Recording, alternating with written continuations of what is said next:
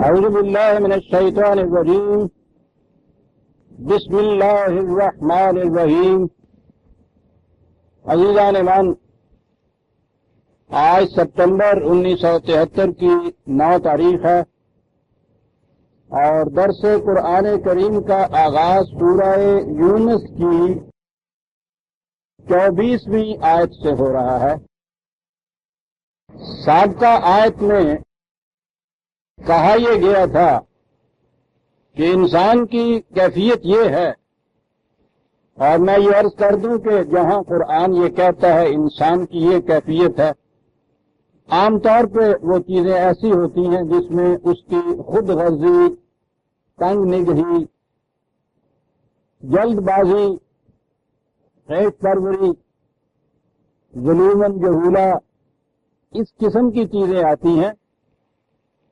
اس نقطے کا سمجھ لینا ضروری ہے۔ عیسائیت نے یہ کہا تھا کہ ہر انسانی بچہ گناہگار پیدا ہوتا ہے۔ اس کے بعد اس چیز نے ایک فلسفے کی حیثیت اختیار کر لی کہ ایول یا شر انسان کی فطرت کے اندر ہے، گویا اس کی ابتدا ہی اس وقت جس پہ اس کا کوئی اختیار نہیں ہوتا۔ نہ تو انسانی بچے کا یہ اختیار ہوتا ہے کہ وہ خود دنیا میں آتا ہے، نہ ہی یہ اختیار ہوتا ہے کہ اپنے اندر اپنی مرضی کی چیزیں رکھ لے۔ تو کوئی ابتدائی یہاں سے کی کہ جب یہ بالکل مجبور ہوتا ہے تو یہ شر کا پیکر ہوتا ہے، ایول ہوتا ہے۔ پہلا گناہ جسے کہتے ہیں عیسائیت والے، وہ اس کے اندر ہوتا ہے۔ اب جو فطرت ہی گناہ گار ٹھہری، اس میں شر ٹھہرا، تو فطرت تو وہ چیز ہے جو بدلی نہیں جا سکتی۔ اور اولی گناہ جو ہے اس کے متعلق ان کا عقیدہ یہ ہے کہ انسانی اعمال اس ڈبے کو دھو نہیں سکتے۔ ذرا ذہن میں رکھیے کہ تصور کیا ہوا انسان کا، مجبور پیدا کیا گیا اور یہ شر کا پیکر ہوا، فطرت ہی بد اور گناہ گار، اور اس چیز کو مٹا سکتا نہیں اپنی صحیح و عمل سے۔ وہ خدا جو اس قسم کا پیدا کرے اور پھر اس کے بعد یہ کہ اس کے یہ گناہ اور شر جو ہے اس کی سزا بھی دے۔ آپ ذہن میں رکھیے کہ یہ مذاہب اور ان کے اوپر مبنی یہ فلسفے کیا کہتے چلے آ رہے ہیں۔ اب ہمارے ہاں آگے بڑھی، انسان کے متعلق قرآن نے جہاں یہ کہا کہ خود غرض ہے، تنگ نگاہ ہے، جلد باز ہے، ظالم ہے، تو ہمارے ہاں والوں نے بھی یہ آیتیں پیش کرنی شروع کرنی اس بات کی تائید میں کہ دیکھیے صاحب، قرآن کہتا ہے انسان ہے ہی ایسا۔ چلیے جی، مل گئی تائید۔ بات یہ ہے کہ جسے آپ انسان کہتے ہیں، یہ حیوان ہی کی ایک ارتقائی شکل ہے، بس ایک درجہ اوپر آیا ہوا ہے، اور وہ تو انہیں ابھی مسنگ لنک جو ہے نہیں مل رہا، ورنہ یہ جو بن مانس جو ہیں ان کے متعلق یہ ہے کہ وہ قریباً 80-90% تو وہ انسان سے ملتی جلتی ان کے اندر صلاحیتیں ہوتی ہیں، اور وہ کہتی ہیں کہ وہ ایک لنک اور اگر مل جائے تو یہ کڑی مسلسل ہو جائے گی حیوانات سے انسان تک پہنچنے کی۔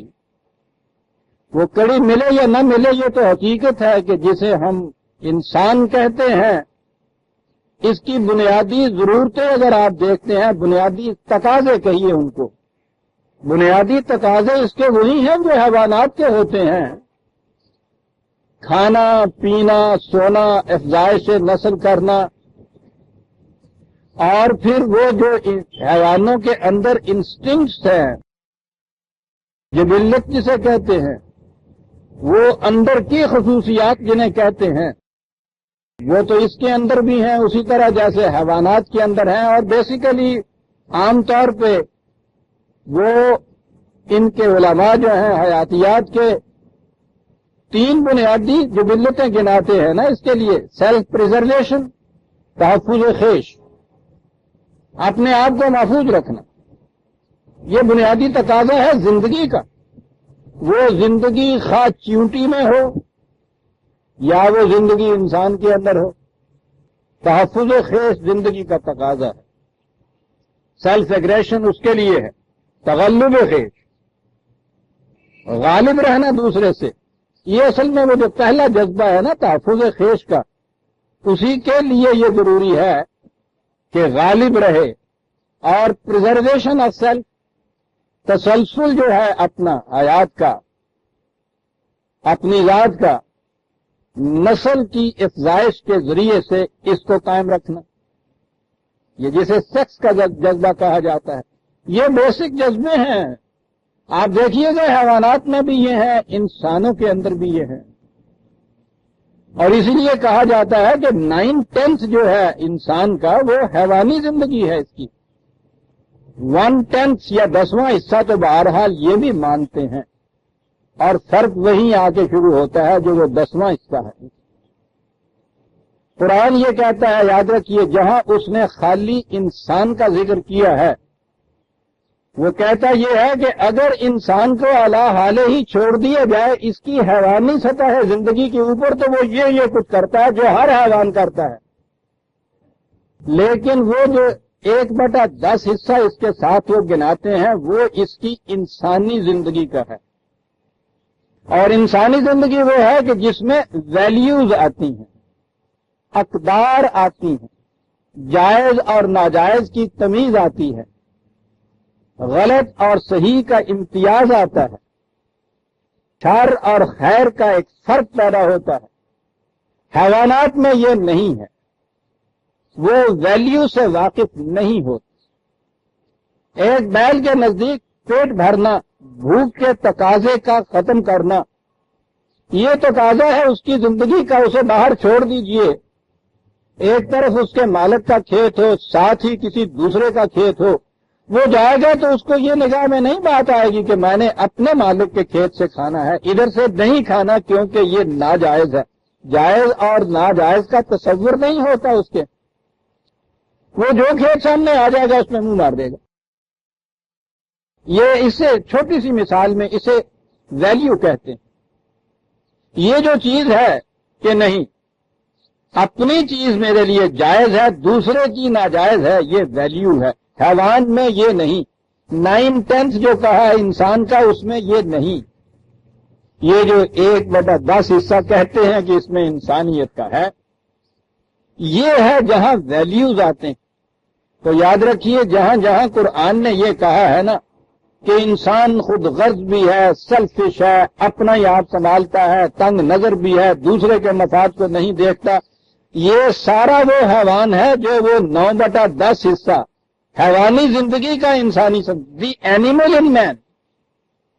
اور اس کے بعد قرآن یہ کہتا ہے کہ وہ جو 1/10 یہ کہتے ہیں وہ حصہ ایسا ہے کہ اگر اس کو یہ ڈیولپ کر لے اپنے اس حصے کو تو یہ اس کی حیوانی زندگی کے تقاضے بھی پورے ہوتے رہتے ہیں اور اس انسانی زندگی کے تقاضے بھی پورے ہوتے رہتے ہیں جسے ویلیوز کے تقاضے کہا گیا ہے. پیٹ اس نے بھی بھرنا ہے اپنا، اس کے بغیر چارہ نہیں ہے. ہر حیوان کی طرح ضرورت ہے، بیسک نیسیسٹی اس کی ہے، تقاضا ہے اس کی زندگی کے محفوظ رہنے کا کہ اپنا پیٹ بھرے. لیکن انسان کی اپنی جو زندگی انسانیت کی، اب میں اسے کہوں گا حیوانی زندگی نہیں، اس کا تقاضا یہ ہے کہ اپنے کھیت سے چرے، غیر کی کھیتی پہ نگاہ نہ رکھے. بس یہ فرق پیدا کیا، انسان ہو گیا ہمارے معنوں میں. یہ فرق نہ پیدا کیا، حیوان ہو گیا.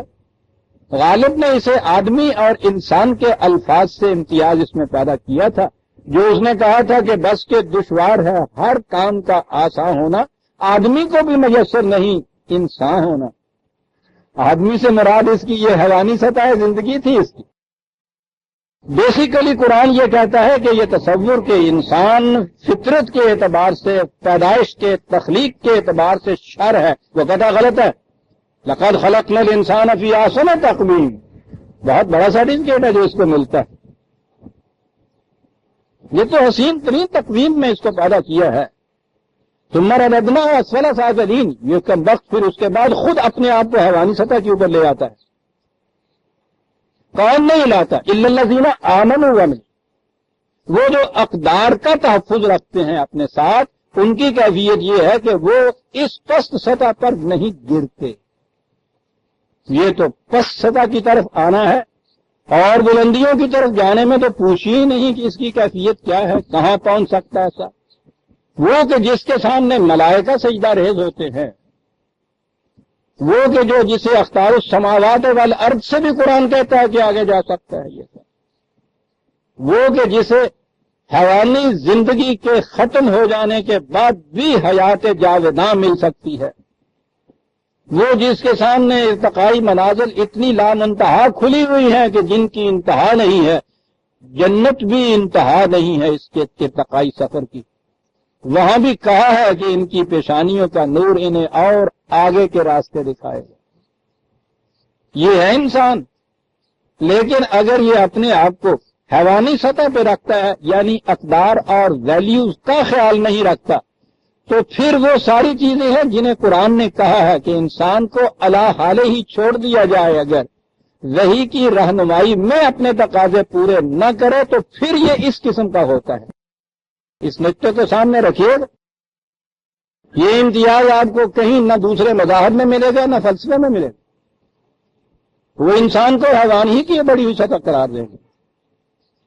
قرآن اس حصہ زندگی کو بھی نظر انداز نہیں کرتا کہ جس میں اس کی طبعی زندگی کے تقاضوں کا پورا ہونا ضروری ہے، ابھی میں عرض کروں، لیکن اس کے ساتھ ہی یہ کہتا ہے کہ وہ جو ایک حصہ انسانیت کا جسے آپ کہہ لیجئے اس کو دیا گیا ہے، وہ اقدار سے متعلق ہے، ویلیوز سے متعلق ہے، وہاں اس کو وحی کی رہنمائی کی ضرورت پیش آتی کہ ویلیوز انسان کی اپنی عقل، اپنے اس کے تقاضے، اپنی جبلت جسے آپ کہیں گے، وہ ویلیوز کو پیدا نہیں کر سکتی، یہ اسے ملی ہے وحی کے ذریعے سے۔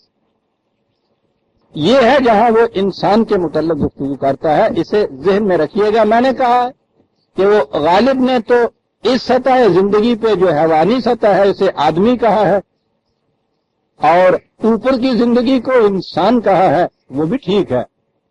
قرآن نے بھی آدم کے سامنے فطرت کی قوتوں کو جھکایا ہے، آدمی ہے وہ، ابھی انسان کی سطح پہ نہیں ہے، لیکن قرآن نے اس کو سطح جو اوپر کی سطح ہے اسے مومن کہہ کے تعبیر کیا ہے۔ اگر وہ وحی کی رہنمائی میں اپنے تقاضے پورے نہیں کرتا تو اسے صرف انسان کہا ہے، اور انسان کے متعلق کہا ہے کہ پھر وہ حیوانوں کی طرح اسے اپنی فکر ہوگی، دوسرے کا خیال نہیں ہوگا۔ لیکن جہاں وہ کہتا ہے بل ہم اضل، کہتا ہے یہ حیوانات سے بھی پس سطح پہ آ جاتا ہے، اگر اس کو علی حالہ ہی چھوڑ دیا جائے، وحی کے ساحلوں کے اندر اس پانی کو نہ رکھا جائے تو اس کے سیلاب کی حدود فراموشیوں کا پوچھتے کیا ہو، حیوانات سے نیچے گر جاتا ہے، اور عجیب چیز قرآن نے کہی۔ یہاں تک تو حیوان اور انسان کے جو وحی کی رہنمائی میں زندگی نہیں بسر کرتا برابر ہیں کہ جب اسے بھوک لگتی ہے تو یہ تمیز نہیں کرتا اپنے میں اور غیر کے اندر، جائز میں اور ناجائز میں، بیل بھی نہیں کرتا، یہ بھی نہیں کرتا۔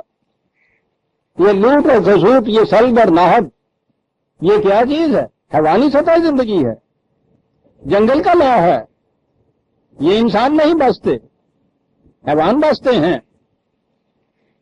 یہاں تک تو قرآن نے کہا اولئک کالانعام، انسان اور حیوان ایک سطح پہ، اس نے کہا بل ہم اضل، یہ اس سے بھی پستری سطح پہ آ جاتا ہے۔ بیل جب چارہ چر لیتا ہے، خواہ وہ اپنے کھیت سے چرے یا غیر کے کھیت سے چرے، جب اس کا پیٹ بھر جاتا ہے وہ اطمینان سے ایک طرف بیٹھ جاتا ہے اور بڑا مزے سے پھر وہ جگالی کرتا ہے۔ اس سے غرض نہیں ہوتی کہ باقی چارہ جو ہے وہ اس کو کاٹ کے اور ہولڈ کر لے، ذخیرہ کر لے، یا کسی دوسرے کو اس میں چرنے نہ دے، اس کو اس سے غرض ہی نہیں ہوتی۔ میرا پیٹ بھر گیا، اطمینان ہو گیا۔ اس تندرست کی کیفیت یہ ہے کہ اس کی اس بھوک کی انتہائی نہیں ہوتی۔ یہ بھرے ہوئے پیٹ والے جو ہیں بھوکے پیٹوں سے زیادہ بھوک والے ہوتے، بھوک تو مٹ جاتی ہے 2-3 روٹیوں سے۔ یہ جو ساری دنیا کی دولت سمیٹتے چلے جاتے ہیں، کوئی حیوان قرآن کہتا ہے کہ فالتو رزق کو اپنی پیٹھ پہ لاد کے گھر نہیں لے جاتا۔ کیا بات! یہی حیوان ہے کمبخت، بل ہم اضل، کھاتا ہے سلب و نہب سے، بلا نوم اپنے کھیت سے نہیں کھاتا، دوسرے کے کھیت سے ہی چرتا ہے، چرتا بھی ہے اور پھر اس کے بعد اس کو جمع بھی کرتا ہے، جمع نہ لوں گا عددا، پھر 99 کے پھیر میں لگ جاتا ہے۔ اور یہ وہ چیز ہے الہاکم التکاثر، کہتا ضروریات زندگی تو بڑی جلدی سے پوری ہو جاتی ہیں انسان کی، ہر زندگی کی، یہ بڑے چھوٹے چھوٹے پیمانے ہیں، بڑے سے بڑا دولت مند کتنی روٹیاں کھا لے گا، بلکہ وہ تو جتنی دولت بڑھتی چلی جاتی ہے کم وقت کی وہ روٹیوں والی قصہ کم ہوتا چلا جاتا ہے۔ اتنی پریشانیاں ہوتی ہیں کہ جو ایک مجبور کھا کے اپنے آپ میں سیر ہو جاتا ہے اس کے نصیب میں وہ بھی نہیں ہوتا، لیکن بہرحال کتنی کھا لے گا۔ لیکن ایک جذبہ ہے اس کے اندر، اسے قرآن کہتا ہے تکاسر، عجیب الفاظ ہے اور یہ زبان عجیب ہے۔ وہ کہتا ہے یہ ٹھیک ہے زیادہ سے زیادہ سمیٹنا تکاسر کا لفظ ہے، ضرورت کے لیے نہیں، دوسروں سے زیادہ بڑھ جانے کی جذبہ جو ہے اس کے اندر۔ اس کے پاس ایک مل ہے، میرے پاس 2 ہونی چاہیے تھا، ملینئر ہو گیا، ملٹی ملینئر ہونا چاہیے تھا۔ کہتے ہیں یہ ضرورت کے لیے نہیں کرتا، اور کوئی حیوان یہ نہیں کرتا، چلا جاتا ہے، پھر ایک ریس شروع ہو جاتی ہے اس کے بعد اس کی، الہاکم التکاثر، اور پھر تکاثر جو ہے ایک دوسرے سے آگے بڑھ جانے کا جذبہ، یہ پھر اس کو اس کی صحیح انسانی زندگی کے مقصد سے غافل کر دیتا ہے، اور کہا کہ اگر تقاضا صرف زندگی کا ہوتا وہ تو چھوٹا سا پیمانہ تھا، بھر بھی جاتا، حتی زرتم المقابر، تکاثر ایسی چیز ہے دوسرے سے بڑھ جانے کا جذبہ کہ قبر تک نہیں کم وقت پورا ہو۔ بل ہو مدل، حیوانات سے بھی گیا گزر۔ یہ جس معاشرے میں ہم زندگی بسر کر رہے ہیں عزیزان من، آپ جا رہے ہوں آپ کے ساتھ ہی بیل، میں نہیں کہتا کہ ذرا معصوم، بھیڑ میں نہیں کہتا معصوم ہوتی ہے، عام کتا بھی چلا جا رہا ہو تو ایک دفعہ آپ دیکھ لیں گے کاٹنے والا نہیں ہے، اطمینان سے آپ چلتے جائیں گے۔ لیکن عزیزان من، اگر آپ چل رہے ہوں تنہائی میں اور پیچھے پیچھے آپ کے انسان آ رہا، بیل بھیڑ اور کتا نہیں، اور آپ دیکھیں کہ وہ پیچھا کر رہا ہے، آپ سوچئے پھر کیا گزرتی ہے آپ، بار بار دیکھتے ہیں کنکھیوں سے آپ، اور اگر اب وہ ساتھ آپ کے لگ گیا ہے آ کے تو پھر تو پوچھیے ہی نہیں کیا کیفیت ہوتی، اور اگر اس نے جاتے وقت ہاتھ میں لا لیا ہے تو آپ کو انگلیاں گننی پڑتی ہیں کہ 5 رہ گئی ہیں یا 4 ہی ہیں تک۔ یہ معاشرہ کہ جس میں انسان کو علی حالہ ہی چھوڑ دیا جائے، اقدار کا اس کو تحفظ نہ رہے، وہاں انسانوں کی اپنی زندگی کی یہ کیفیت ہوتی ہے جو حیوانوں کی کبھی یہ نہیں ہوتی۔ میں عرض کر رہا تھا کہ جہاں انسان کے متعلق گفتگو آئے قرآن میں، یہ ذہن میں رکھنا چاہیے کہ جب وہ یہ باتیں کہتا ہے تو اس کی حیوانی زندگی کے متعلق وہ گفتگو کرتا ہے، جہاں اس میں اقدار آتی ہیں جس کو وہ ایمان کہتا ہے، پھر یہ مومن کی زندگی ہوتی ہے۔ تو میں نے جیسا کئی دفعہ عرض کیا ہے کہ مومن کے ہمارے ہاں تو ترجمہ اور معنی ہر جگہ یہی کیا جاتا ہے، ایمان لانے والا۔ مومن کے معنی ہے دنیا کو امن بخشنے والا، اس کا تو مادہ ہی امن ہے اس لفظ۔ اقدار کے تحفظ سے یہ خود بھی امن میں ہوتا ہے، اور ایسے لوگوں کے ہاتھوں ساری دنیا بھی امن میں ہو۔ یہ مومن کا درجہ وہ کہتا ہے انسان سے اونچا۔ کیا یہ ہو رہا تھا کہ انسان کی کیفیت یہ ہے کہ ذرا سی اس کے اوپر مصیبت آتی ہے تو تنگ دلی کا یہ عالم کہ دہائی مچا دیتا ہے، اور اس دہائی میں کہا کہ خدا بھی یاد آنے لگ جاتا ہے، اور ذرا سی وہ مصیبت رفع ہوئی اور تھوڑی سی خوشحالی آئی تو کیفیت فلما انجاہم اذا ہم یبغون فی الارض بغیر الحق، وہ سرکشی ایسی برپا کرتا ہے سب دنیا میں، الحق کا خیال ہی کوئی نہیں ہے، پھر اقدار کا کوئی تصور ہی نہیں باقی رہتا ہے، ان کے سرکشی اختیار کرتا ہے۔ وہ کاہے کے لیے یہ سرکشی اختیار کرتا ہے؟ یا ایھا الناس انما بغیکم علی انفسکم متاع الحیات الدنیا، کہا کہے کے لیے یہ قانون فراموشیاں، حدود سے تجاوز، ہر قسم کا فساد کہے کے لیے اختیار کرتے ہو؟ ایک ہی لفظ ہے، متاع الحیات الدنیا ہے نا، دنیاوی زندگی کا یہ ساز و سامان ہے نا جس کے لیے یہ کچھ کرتے ہو۔ یہاں سے ایک دوسری چیز شروع ہوتی، وہ اگلی مثال کے بعد میں اس کی تفصیل عرض کروں گا، پہلے یہ آیات دو پیش کر لوں آپ۔ کہا کہ دنیاوی زندگی کے ساز و سامان کے لیے یہ کچھ کرتے ہو۔ انما مثل الحیات الدنیا کماء انزلناہ من السماء فاختلط به نبات الارض مما یاکل الناس والانعام حتی اذا اخذت الارض زخرفها وزینت وظن اہلها انہم قادرون علیها اتاها امرنا لیلا او نہارا فجعلناها حصیدا کأن لم تغن بالامس کذالک نفصل الآیات لقوم یتفکرون۔ آخری بات پہلے کہوں کہ یوں ہم بات کو واضح کر دیتے ہیں، کن کے لیے؟ ان لوگوں کے لیے جو ذرا غور و فکر سے کام لیں۔ یاد رکھیے قرآن کریم جتنے اپنے حقائق و قوانین اور اصول و اقدار بیان کرتا ہے، آپ دیکھیں گے کہ ان آیات کے بعد ہمیشہ یہ کہتا ہے کہ یہ ان لوگوں کے لیے ہے جو علم سے، لقوم یعلمون، لقوم یعقلون، لقوم یتفکرون، غور و فکر کرنے والوں کے لیے، عقل و شعور سے کام لینے والوں کے لیے، تدبر کرنے والوں کے لیے، یہ لازمی شرط ہے اس کے لیے۔ وہ چیز کہ جو اب حرام قرار دے دی گئی ہے، صاحب شرع میں تو عقل کو کوئی دخل ہی نہیں ہوتا، غور و فکر اب اس میں نہیں ہو سکتا۔ جو کچھ آپ سے پہلے مرنے والے کہہ گئے ہیں آپ کو آنکھیں بند کر کے وہ مانتے چلے جانے چاہیے۔ یہ غور فکر تدبر تعقل یہ جتنے حکم ہیں قرآن کے وہ یہ ان پہلوں کے لیے تھے، ہمارے آپ کے لیے نہیں۔ 12 مثال دی ہے مثل الحیات الدنیا۔ میں نے عرض کیا ہے کہ پہلے میں یہ آیت پیش کرتا ہوں پھر عرض کروں گا قرآن کہتا کیا۔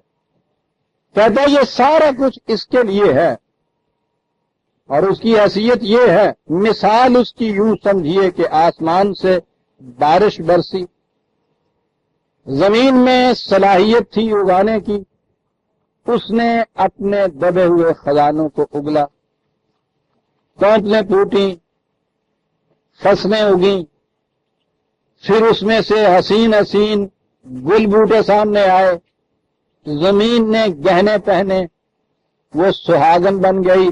کیا الفاظ ہیں، زخرفہا وزینت، یہ سارا کچھ کیا۔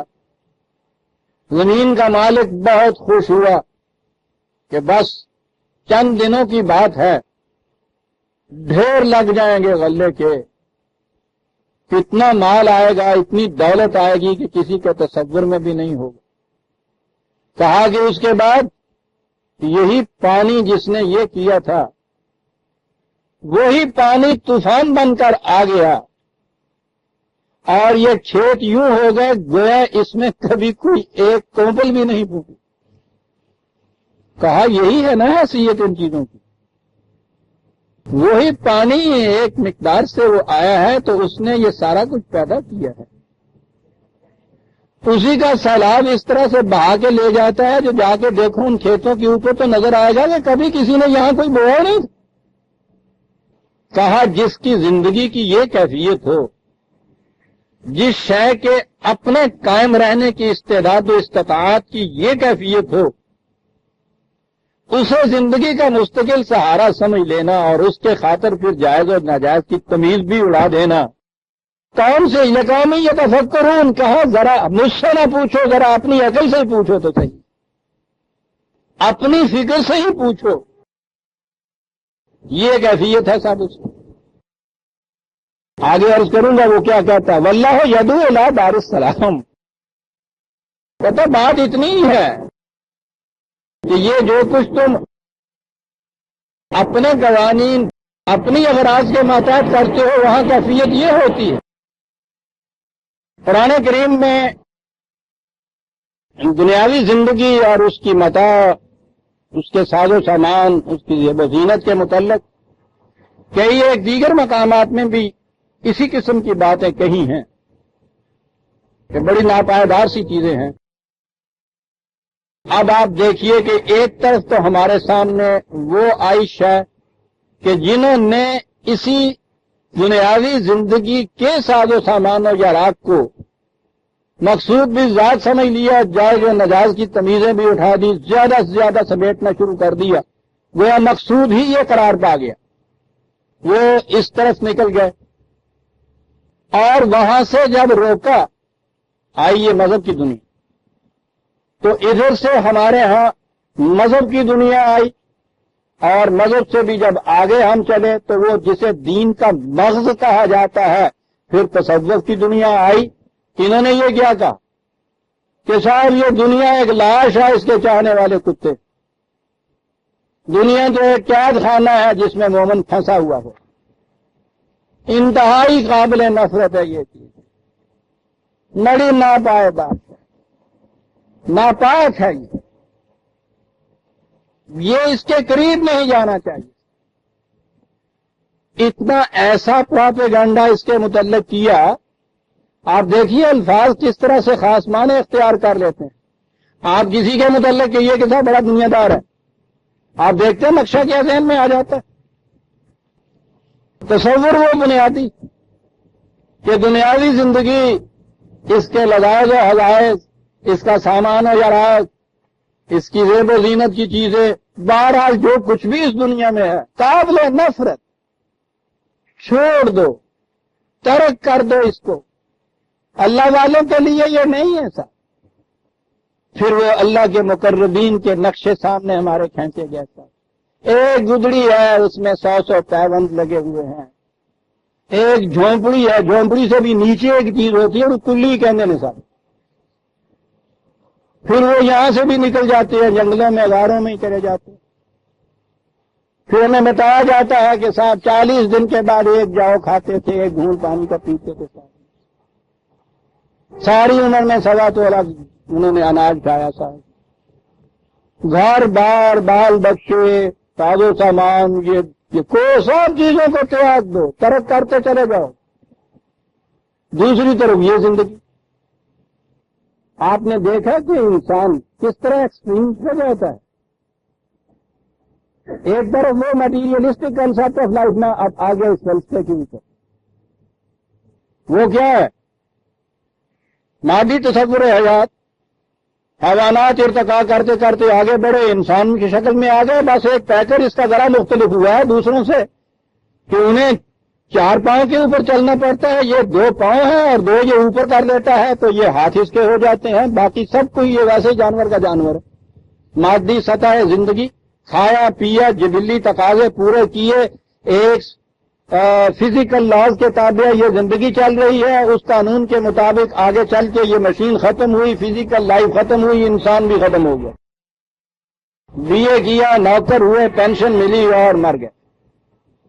خالص حیوانی سطح زندگی، کوئی اقدار نہیں، کوئی ویلیوز نہیں، کوئی تسلسل حیات نہیں، طبی زندگی کے علاوہ اس قسم کے علاوہ کچھ نہیں۔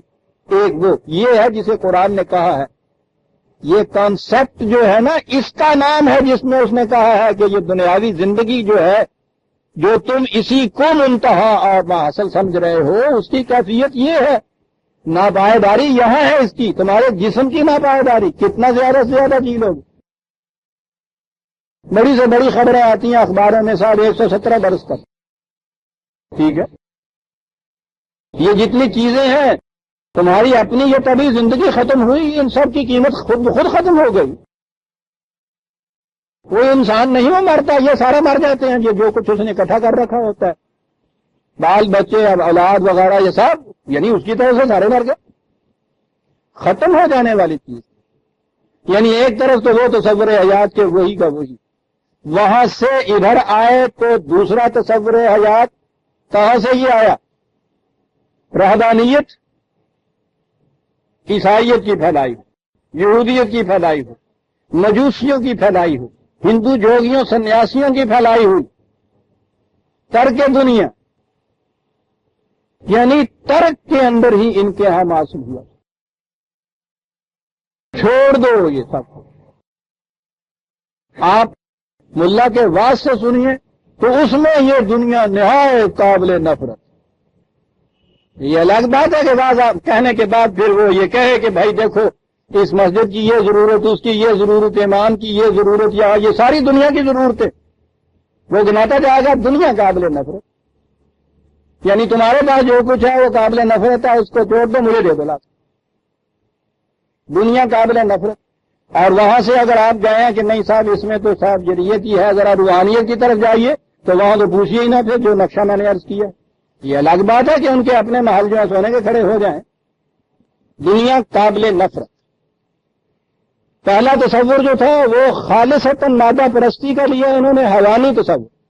ادھر آئے تو خالصتاً یہ رہبانیت کا تصوف کا تصور جو عیسائیت، ہندو مت، یوگیوں سے اور مجوسیوں سے ان سے لیا ہوا تصور، وہ بھی اسلام یہ بھی اسلام. اب دو ہی طرح کا اسلام ملے.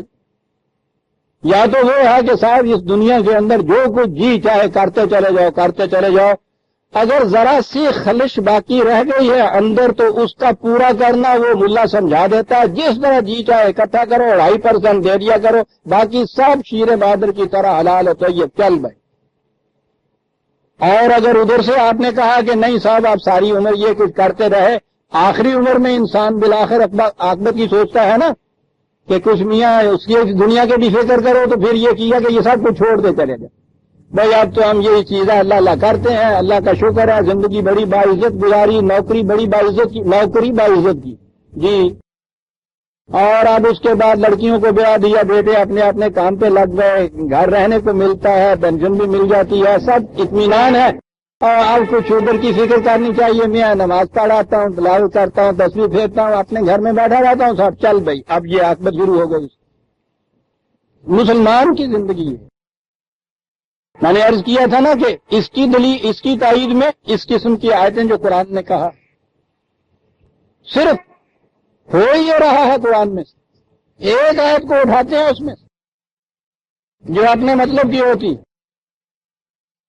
اس نے یہ کہا تھا کہ افتو میں نونا بے باد الکتاب و تکفرونا بے بعد. کیا کہہ رہی ہے تمہاری یہ ہے کہ اس قرآن کے بعض حصے کو مانتے ہو، دوسرے حصے سے انکار کرتے ہو. فما جزاؤ من یفعل منکم ذلک الا خزی فی الحیات الدنیا ویوم القیامت اشد علی العذاب. جو یہ طریقہ اختیار کرے گا کہ اپنے مطلب کی آیتیں نکالنی، باقی سے اس سے انکار کر دیے، یاد رکھیے اس دنیا میں بھی ذلیل و خوار ہوگا، اور قیامت کے عذاب کا تو پوچھو نہیں کہ کیا ہوگا. لیکن یہاں ہوتا یہ ہے کہ یا تو اس کو سرے سے اٹھا ہی پھینکا، یا تو یہ تصور ہو. اور اگر کہیں یہ بیچ میں آیا تو اس میں سے جو اپنے مطلب کی چیز ہوئی اس کو پیش کر دی. یہ بھی نہیں کہ ایک آیت کو پیش کر دیا، آیت کے اتنے حصے کو پیش کر دیا، ایک آیت کو ٹکڑے کر دیتے ہیں. یہ کیفیت ہو گئی ہے ان کی کہ جو ابھی بہرحال اپنے آپ کو مذہب پرست کہتے ہیں. یہ آیتیں لی، دنیا کی ناپائیداری، اس کو قابل نفرت تصور کرنا. عزیزان من، یہ اس قوم کا دین یا مذہب بن گیا جسے ایک بار نہیں، قرآن کریم کے متعدد مقامات میں یہ کہا ہے ان کے وَسَخَّرَ لَكُم مَا فِي السَّمَاوَاتِ وَالْأَرْضِ جَمِيعًا مِّنْهُ. اس ساری کائنات میں جو کچھ بھی ہے تمہارے لیے تابع تسخیر کر دیا گیا. وہ ارضی نہیں کہہ رہا، وہ سماوات بھی کہہ رہا ہے. جَمِيعًا مِّنْهُ، ارض و سماوات کے اندر جو کچھ اس کائنات کے اندر ہے تو تمہارے تابع تسخیر کیا گیا. اندازہ لگائیے وہ اس کا مقام یہ بتاتا تھا.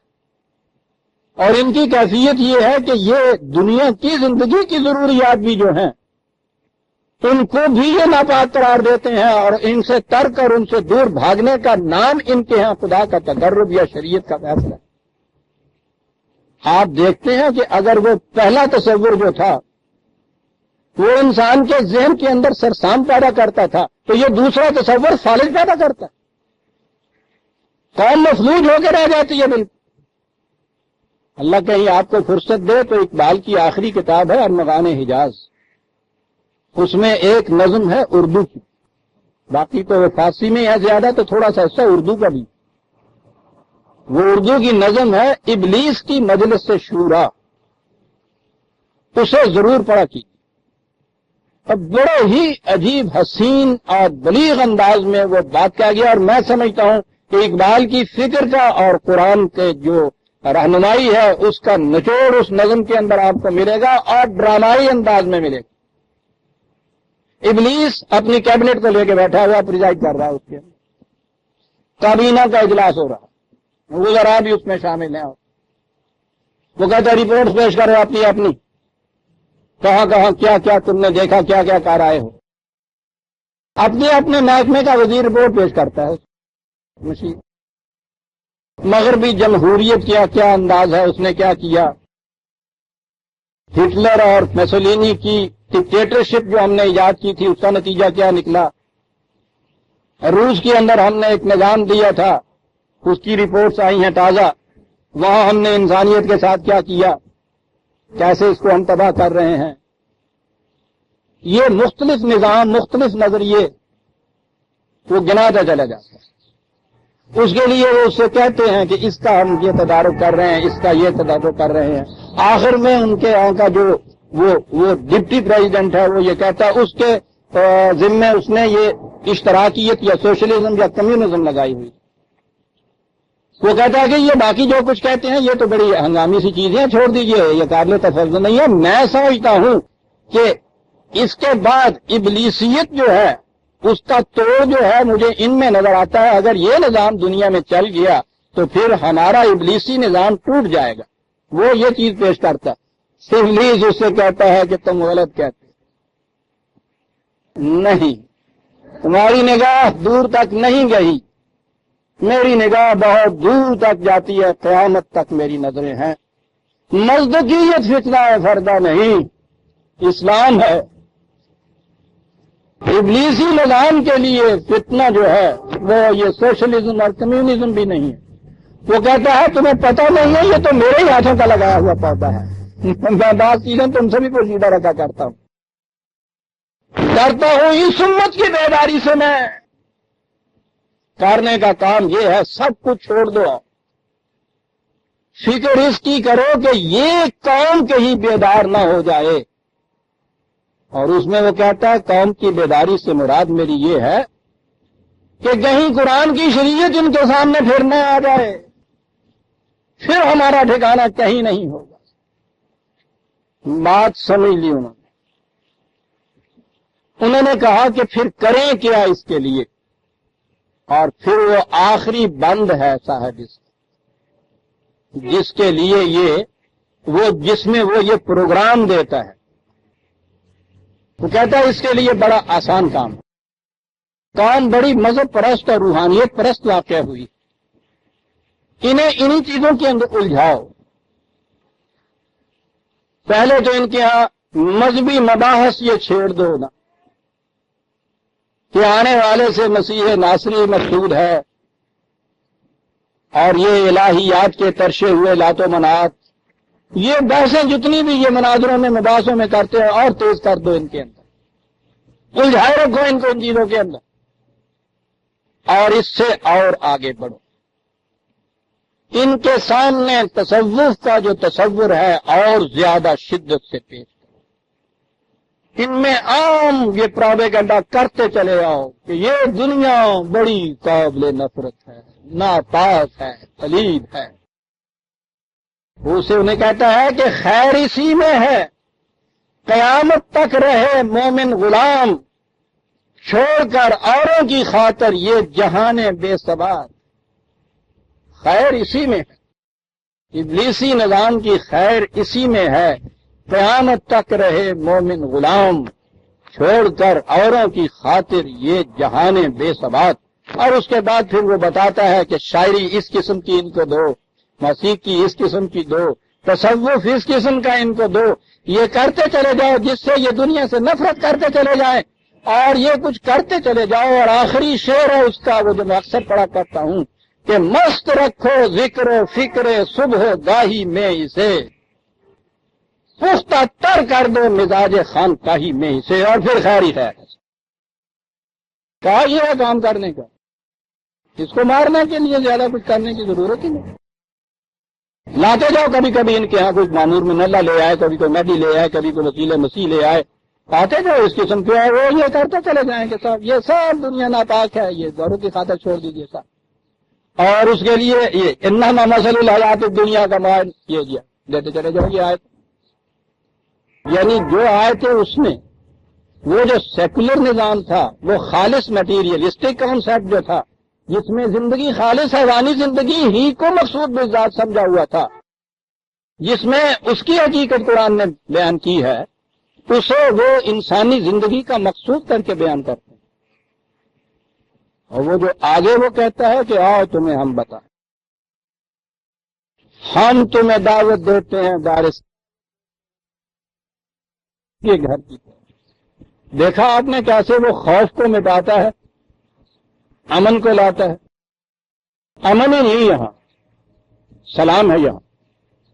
قرآن کریم نے اللہ تعالیٰ کے صفات حسنہ الگ الگ تو مختلف مقامات میں گنائی ہیں. سورہ حشر کے آخری رکوع میں وہ ایک ہی جگہ ایک سل کے مروارید نظر آتی ہے جس میں یہ صفات روئی ہوئی، وہاں یہ دو صفتیں ساتھ آتی ہیں.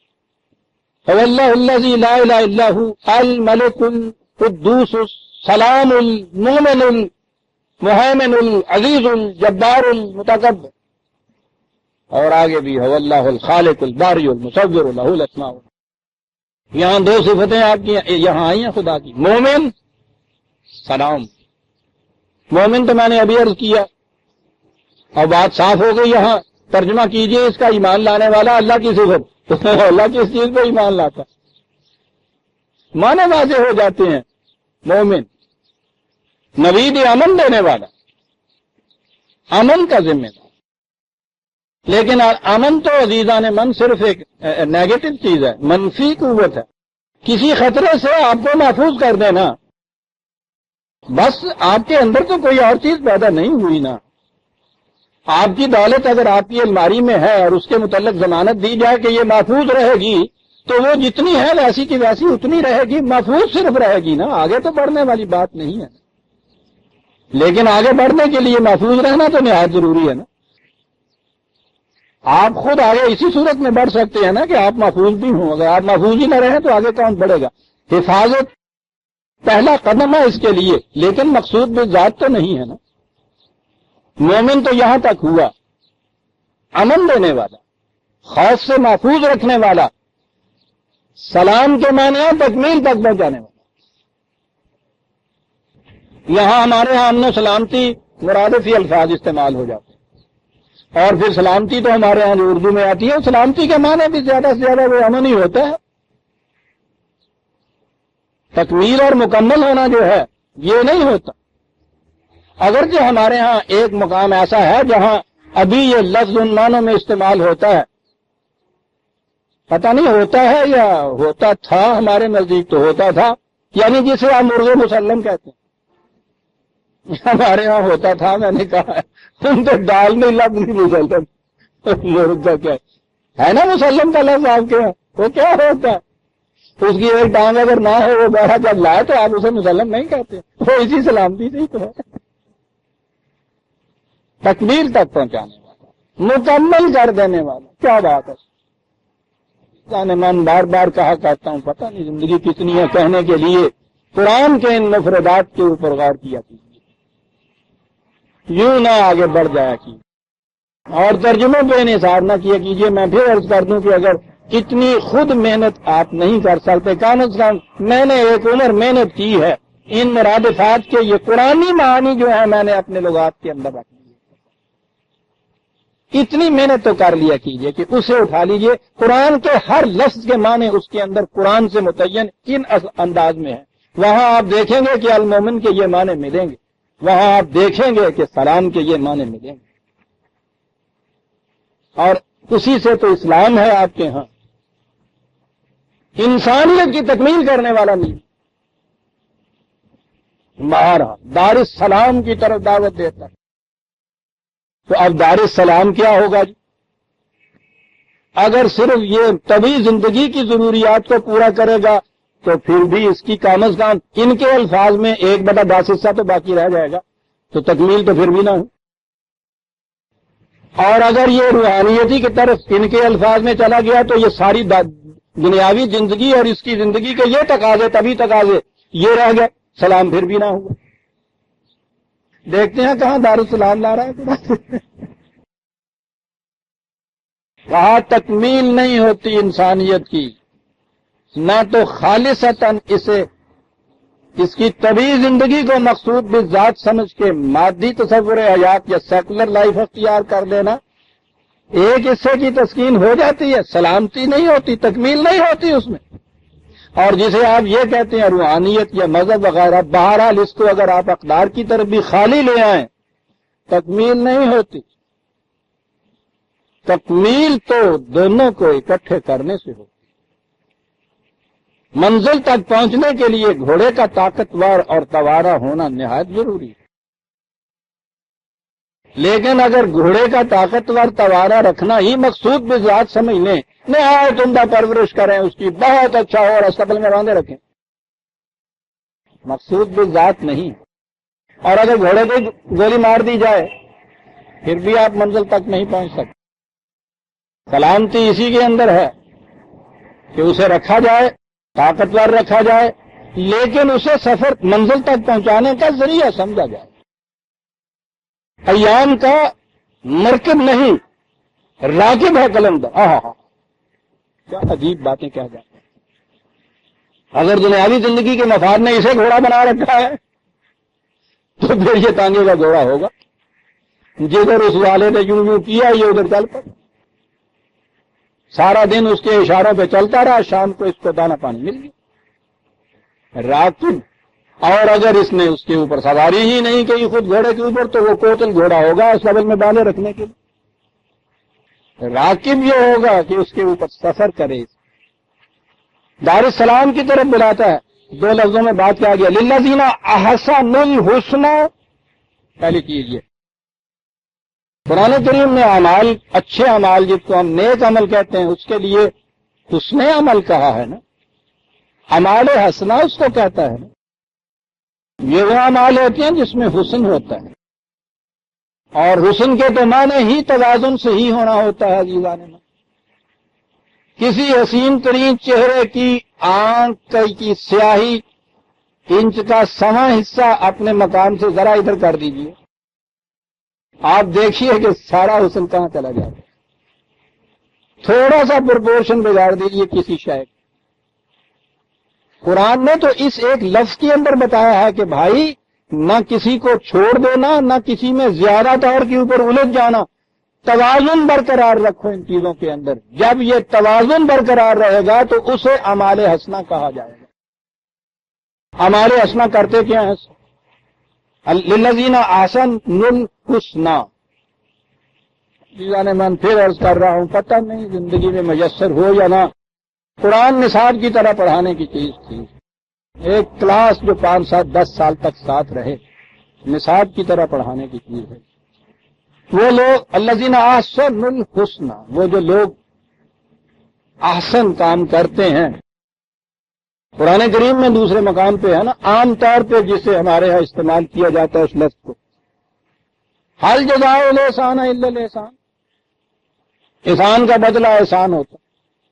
اور پھر آپ کو معلوم ہے ہمارے ہاں پھر یہ کیسے استعمال ہوتا، احسان کا بدلہ احسان، کسی کی مصیبت کے وقت میں آپ اس کے کام آئیے، آپ نے اس پہ کیا احسان، اب وہ ساری عمر کے لیے آپ کا بے دام غلام بن کے رہے۔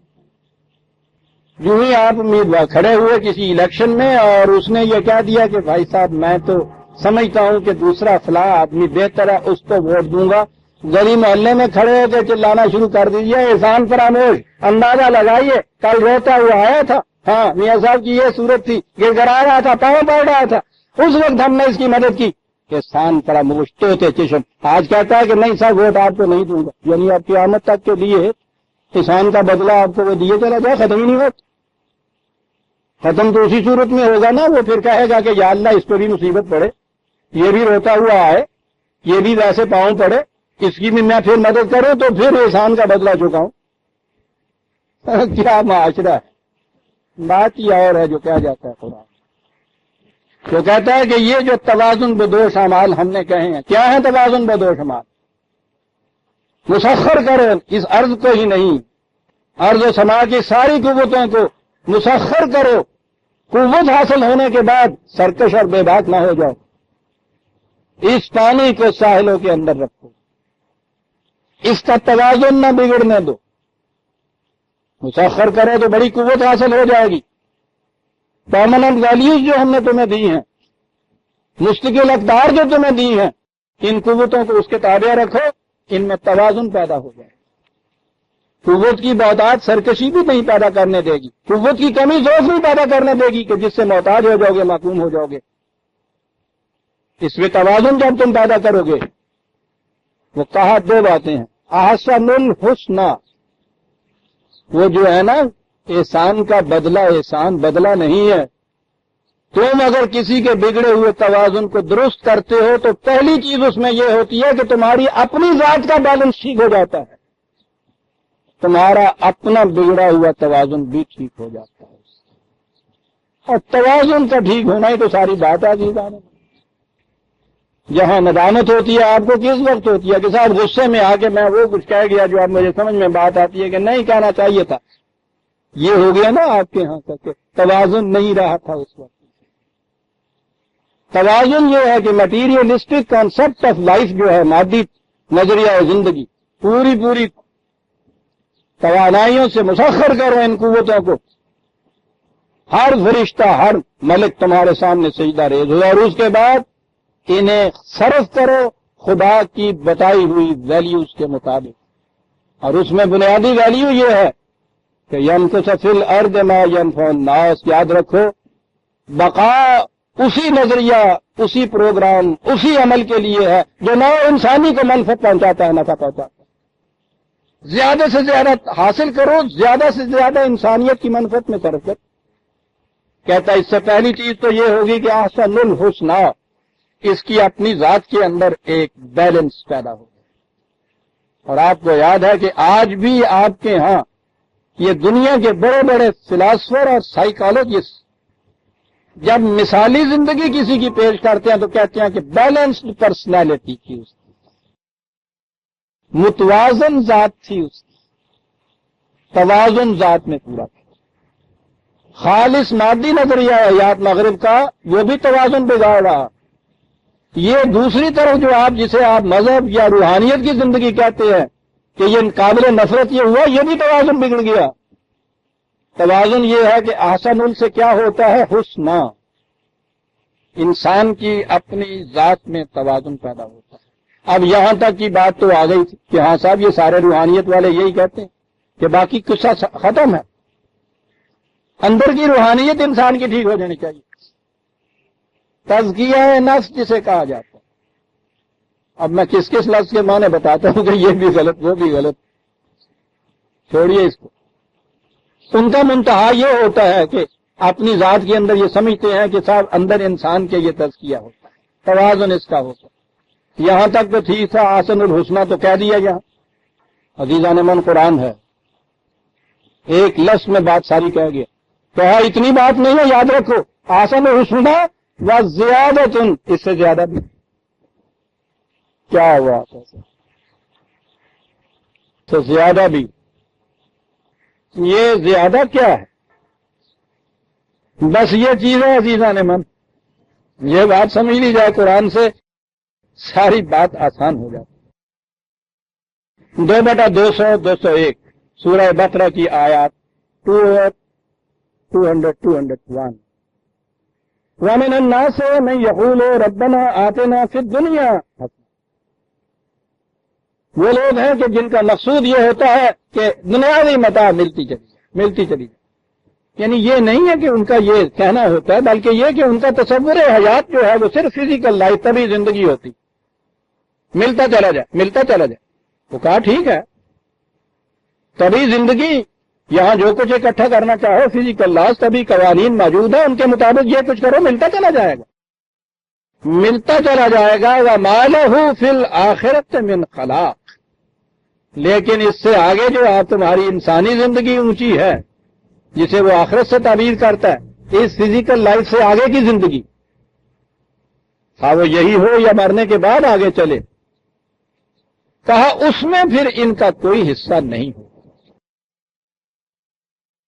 غور کیا آپ نے؟ یہ کچھ تو ہو جائے گا، اس میں حصہ نہیں ہو تو آگے پھر یہ ہونا چاہیے کہ ہم جو تم بتاتے ہیں تمہیں، اس میں یہ ہوگا کہ یہ تو نہیں ملے گا، وہ ملے گا تمہیں. آ گئی نا وہ مذہب و تصوف کی بات، اس کو چھوڑ دو دوسروں کی خاطر. وہ کہتا ہے وَمِنْهُمْ مَنْ يَقُولُ رَبَّنَا آتِنَا فِي الدُّنْيَا حَسَنَةً وَفِي الْآخِرَةِ حَسَنَةً. اور اس سے ماننے والے یہ ہیں، ان کی کیفیت یہ ہوتی ہے کہ وہ اس دنیا کے اندر بھی یہ تمام خوشحالیاں خوشگواریاں چاہتے ہیں، اور اس زندگی کو انسانیت کی جو ایک بڑا بس زندگی یہ کہتے ہیں اس کو بھی نظر انداز نہیں کرتے. وہ کہتے ہیں کہ ان دونوں کے اندر ہمیں توازن ملنا چاہیے. کہا بس یہ ہے دین. پھر دنیا حسنۃ و فی الآخرہ حسنۃ. اگر پھر دنیا حسنۃ کو نظر انداز کر کے آپ نے شریعت یا تصوف کو سمجھ لیا مقصود، یہ بھی قرآن کے خلاف. اور اگر آپ نے اسی کو مقصود سمجھ کے دنیاوی زندگی کو اپنے لیے ترک کرنے والی ناپاک کہہ دیا تو پہلے حصے کے خلاف. یہ ہو گیا کہ یہ قرآن کے ایک حصے پہ ایمان رکھتے ہیں، دوسرے کو چھوڑتے ہیں. ذلت اور رسوائی. اور پھر اس میں تو جتنا زیادہ انسان مذہب کی طرف آتا جائے گا، تصوف کی طرف آتا جائے گا، قرآن جو کہتا ہے ذلت اور رسوائی وہ اتنی بڑھتی چلی جائے گی. چھوڑ کر اوروں کی خاطر یہ جہان بے ثبات، اور جن کی خاطر آپ یہ جہان بے ثبات چھوڑیں گے، پھر جو کچھ وہ آپ کے ساتھ کرتے ہیں وہ ہمیں پتا ہے.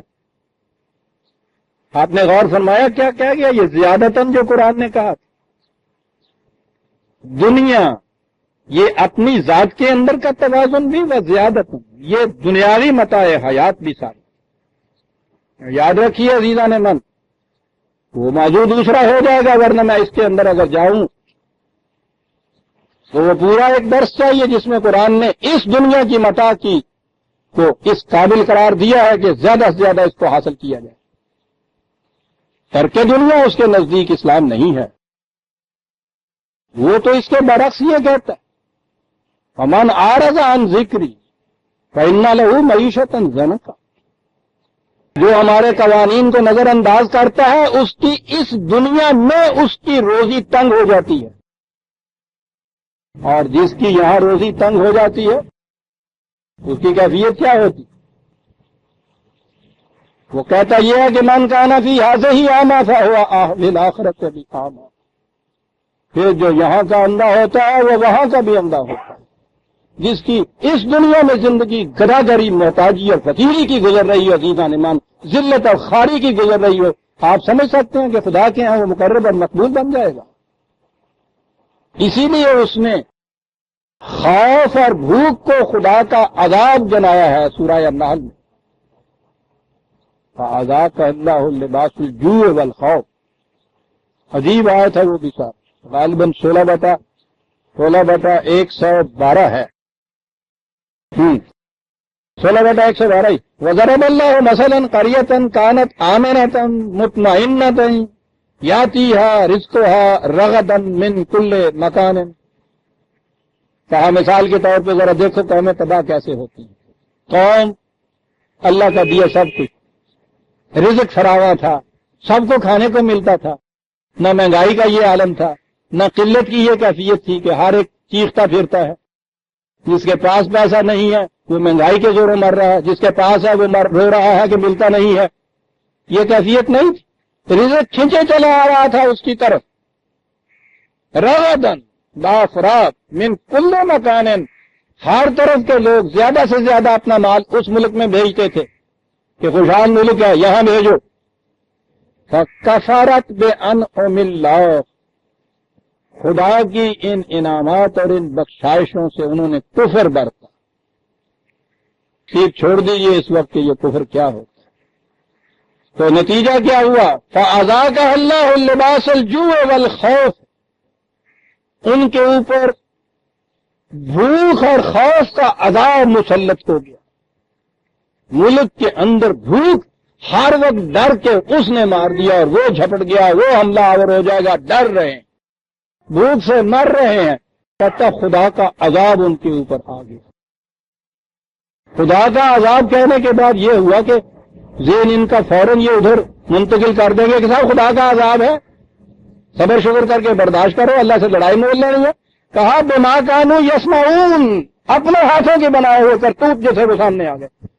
اور پھر صنعت لفظی عجیب ہے، یہ مصنوعی کا لفظ نکلا ہے نا اسی سے، بجائے اس کے کہ کوئی حقیقی طور کے اوپر کوئی نظام ایسا پائیدار ہوتا، اس قسم کے مصنوعی اس قسم کے معاشی نظام بنائے کہ جن کی حقیقت ہی کچھ نہ نکلی. نتیجہ یہ ہوا کہ آہستہ آہستہ وہ خوشحالیاں خوشگواریاں کہ رزق فراواں چلا آ رہا ہے، یہ سب کچھ ہو رہا ہے، اس کی ناسپاس گزاری کی. نتیجہ اس کا یہ ہوا کہ بھوک اور خوف کے عذاب میں مبتلا ہو گئے اپنے اس قسم کی مصنوعی چیزوں کے ہاتھوں. جو خود بنایا تھا اس کے ہاتھوں یہ کچھ کیفیت ہو گئی. کہنا یہ رہا تھا کہ اس نے تو بھوک اور خوف کو عذاب گنایا. احسن الحسن و زیادتن، اس سے بھی زیادہ، اپنی ذات کے اندر تو یہ ہوا، اس سے بھی زیادہ. سنیے عزیزان من کیا کہہ گیا، وہ جو اس سے بھی زیادہ تھا، کہا اس کی پہچان کیا ہے، کیسے پتا چلے کہ یہ کچھ مل گیا ہے. کہا پہچان بڑی آسان سی ہے، قیامت میں جا کے تھوڑا پتا چلے گا. لا یرحق وجوہہم قطر ولا ذلہ، وہ دنیا میں ان کو کہیں روح سیاہی اور ذلت نہیں نصیب ہوگی. روح سیاہی اور ذلت اس قوم کی نہیں ہوگی. اولئک اصحاب الجنہ ہم فیہا خالدون والذین کسبوا السیئات، اور جو اس کے خلاف کام کرے گا، سیئہ کے معنی ہوتا ہے ناہمواریاں پیدا کرنا، اس قسم کا نظام وضع کرے گا، جزاء سیئۃ بمثلھا، نتیجہ اس کا یہ ہوگا کہ اسی قسم کی ہمواریاں آتی چلی جائے گی ان کے ہاں. نتیجہ ان ہمواریوں کا، ناہمواریوں کا عزیزان من، ترہقہم ذلۃ، ذلت اور روح سیاہی جہاں جائیں گے ان کے پیچھے لگی ہوئی. روح سیاہی، ذلت، ما لہم من اللہ من عاصم، خدا کے قوانین سے سرکشی برتی تھی تو اس کی سرکشی برتنے والوں کو دنیا میں کوئی بھی اپنے ہاں حفاظت اور پناہ نہیں دے سکتا، کہیں پناہ نہیں مل سکتی. کانما اغشیت وجوہہم قطعا من اللیل مظلما، روح سیاہی جیسی روح سیاہی، اندھیری رات. پتہ اندھیری بھی ایسی نہیں کہ جس میں چلو اور نہیں تو چاند نہیں، تاروں ہی کی کچھ ملگدی سی روشنی کہیں آئے، کہا یہ بھی نہیں. ایسی اندھیری رات کہ جس پہ بادلوں، سیاہ بادلوں جو چھا رہے، توبہ توب تاریکیاں، اندھیریاں، اتنی سیاہیاں چہرے کے اوپر دھل ہی نہ سکیں، یہ کیفیت ہوگی. کہا تم پوچھا کرتے ہو کہ صاحب وہ دوزخیوں کی پہچان کیا ہوگی، جنتیوں کی پہچان تو بتا دی نا. اپنی ذات کے اندر توازن اور زیادہ اس سے وہ کچھ جو ابھی میں نے بتایا، پھر دنیا حسناتن، کہیں ذلت اور رسوائی نہیں، ہر جگہ عزت اور غلبہ. کہا تھا نا یہ اصحاب جنت کی نشانی ہے. اور اس کے برعکس یہ کیفیت کہ ذلت اور روح سیاہی کی مار ماری ہوئی. کہا اولئک اصحاب النار ہم فیہا خالدون، انہیں دوزخی کہا جاتا ہے.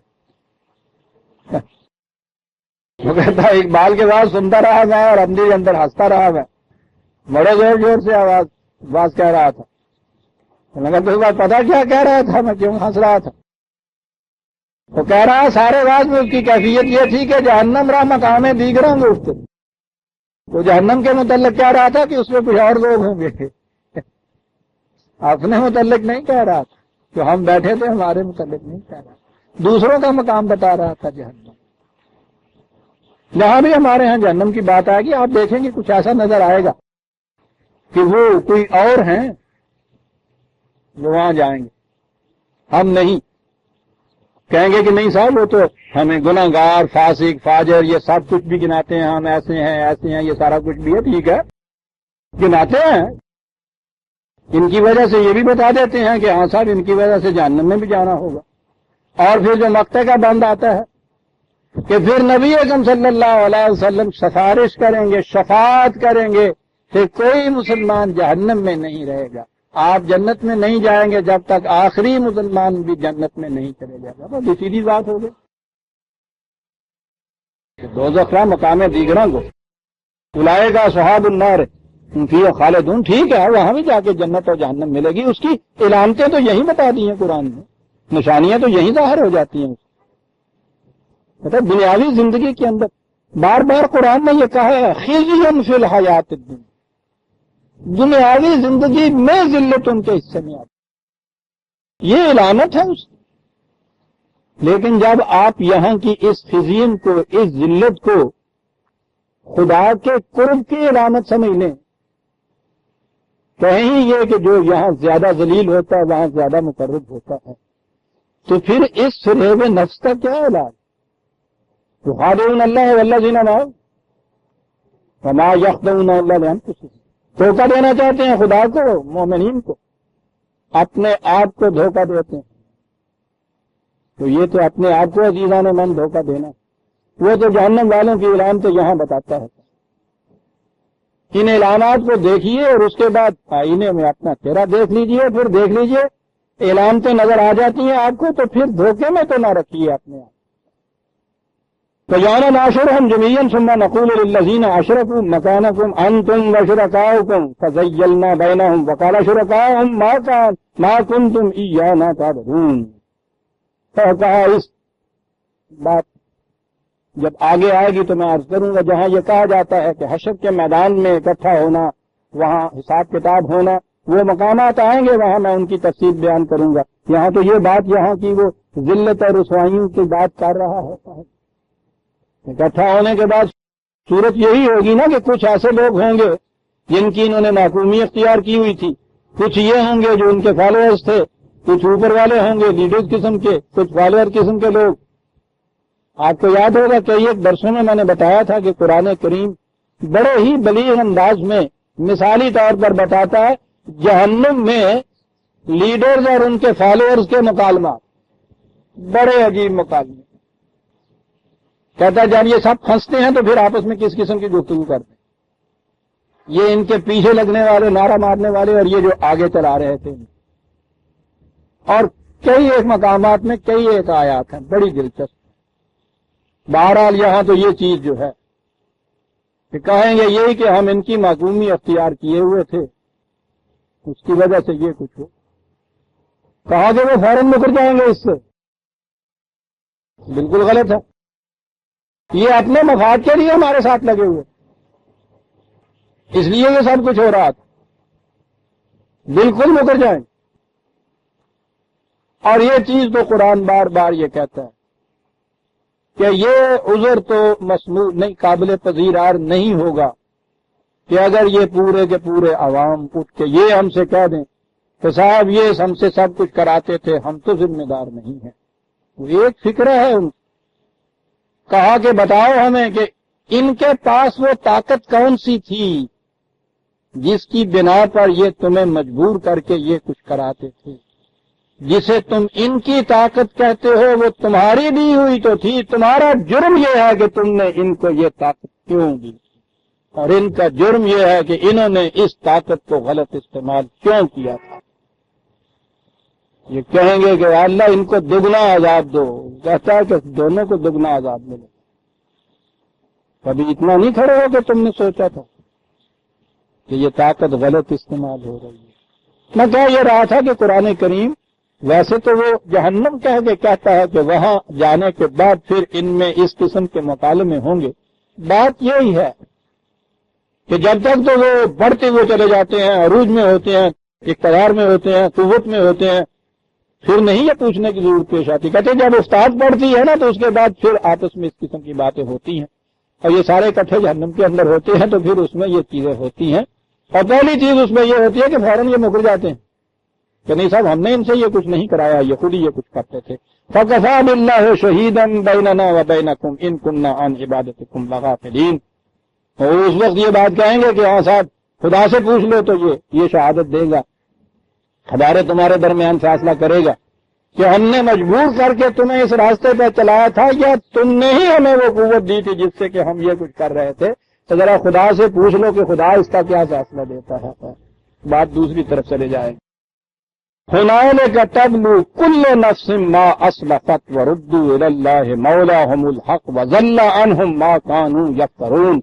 ये हों या वो हों, जो कुछ भी इन्होंने मदारियों की तरह कुछ बनाया हुआ था, अक दे बूटे नु अंब ला के वखाए हुए सन इन्होंने जेड़े, इस तरह के ये माने होते हैं अजीजा ने मान, वो निखर कर सामने आ जाए, हर एक के सामने माने।